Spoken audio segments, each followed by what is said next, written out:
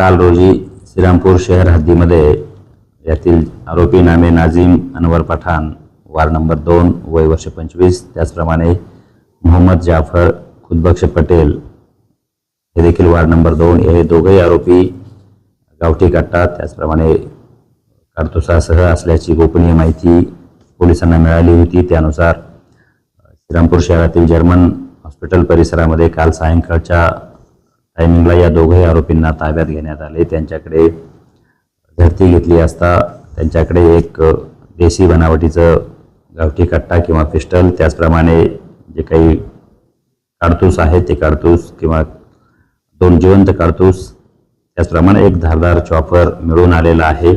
दोघेही आरोपींना अटक करण्यात आलेली आहे। श्रीरामपूर शहर पोलीस स्टेशन या ठिकाणी भारतीय हत्यार कायद्याच्या विविध कलमान्वये या दोघेही आरोपींविरुद्ध गुन्हा दाखल केलेला आहे। या दोघेही आरोपींकडे तपास करत असताना श्रीरामपूर शहरातीलच एका रेकॉर्डवरच्या गुन्हेगाराकडून यांनी ही जी पिस्टल आहे ही पिस्टल विकत घेतल्याचे निष्पन्न झालेले आहेत।